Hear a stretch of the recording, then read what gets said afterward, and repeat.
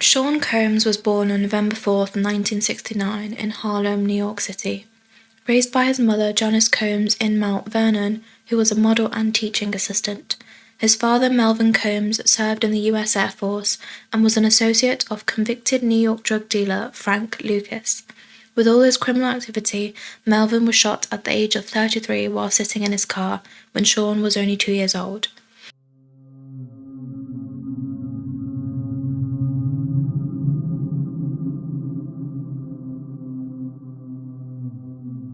Sean had a massive career in the music industry and was an intern at Uptown Records in 1990.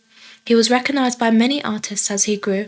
However, in 1991, he held a fundraiser for Heavy D, including a charity basketball game afterwards.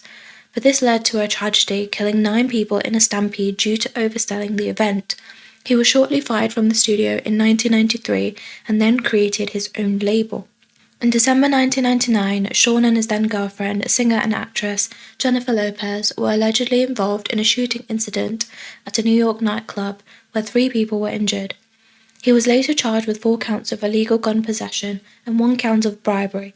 The prosecutors claimed that he offered his driver, Wardell Fenderson, $50,000 to say that the loaded gun police had found at the scene was his. The trial for this began in late January 2001.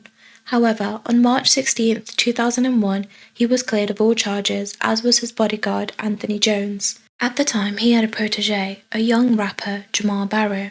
He was accused of firing wildly inside the nightclub and injuring 3 bystanders. He was found guilty of reckless endangerment and criminal possession of a weapon, but was cleared of the more serious charge of attempted murder. Sean's had relationships with Kimberly Porter and Casey Ventura. Kimberly died at the age of 47 of pneumonia, but with the recent case against Sean, her memoir sheds a different light on their relationship.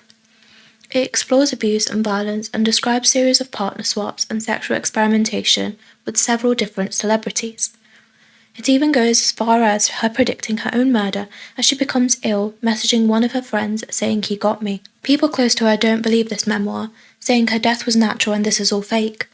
A man named Todd received the memoir on a flash drive that Kim had left behind after her death in 2018. In his words, he wants to be the voice of the voiceless.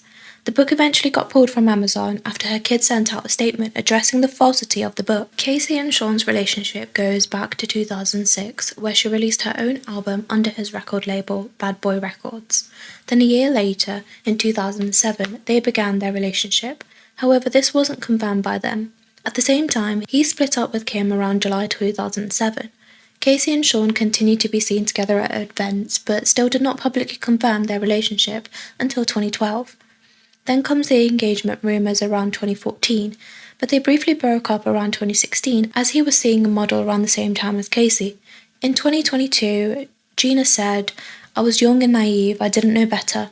It was very tempting and hard not to." Over time, we continued to see more breakups and arguments, which all came to an end around 2018. At this time, in September 2019, Casey moves on with Alex Fine, and they had a child together. In November 2023, Casey filed a lawsuit against Sean, accusing him of rape, physical assault, and controlling her over the course of their entire relationship. She said in a statement, "After years of silence and darkness, I am finally ready to tell my story and to speak up on behalf of myself and for the benefit of other women who face violence and abuse in their relationships."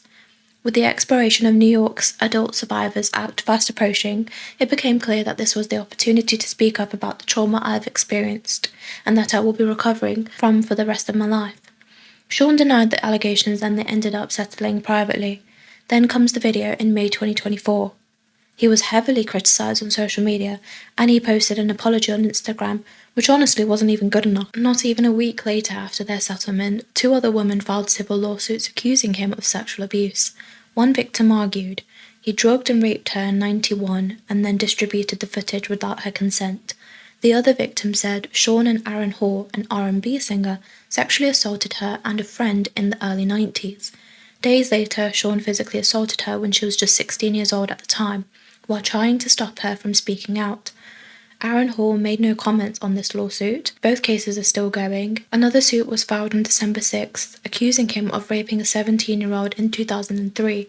He released a statement denying all the allegations against him. He said, I did not do any of the awful things that are being alleged.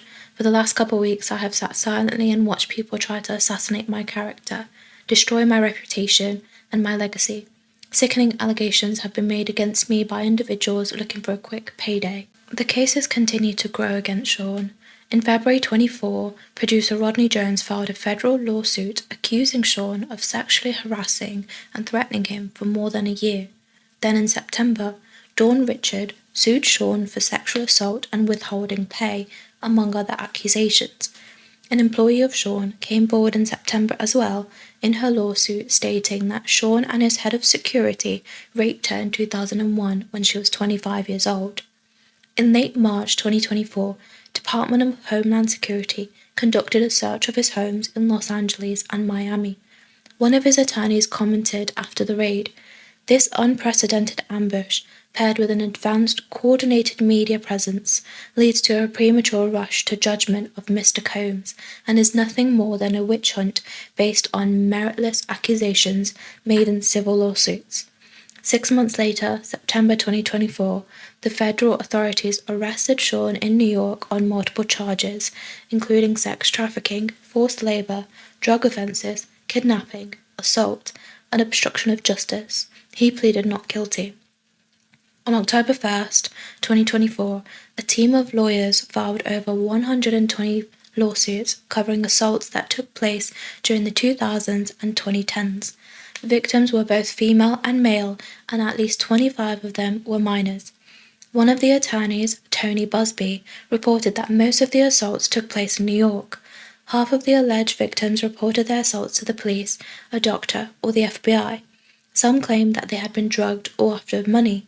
Tony Busby filed the first 6 lawsuits in New York on October 13, 2024. Sean is awaiting his trial in custody at a detention center in Brooklyn. The judge, Arun Subramanian, set the trial date for May 5, 2025. On November 27, 2024, the judge denied his chance at bail for the 3rd time. Currently, Peacock released a documentary around this case, making a 4-part docuseries. However, on 12th of February 2025, Sean's team filed a defamation lawsuit against NBC Universal, Peacock, and Ample Entertainment for the docuseries, which according to them contained defamatory statements.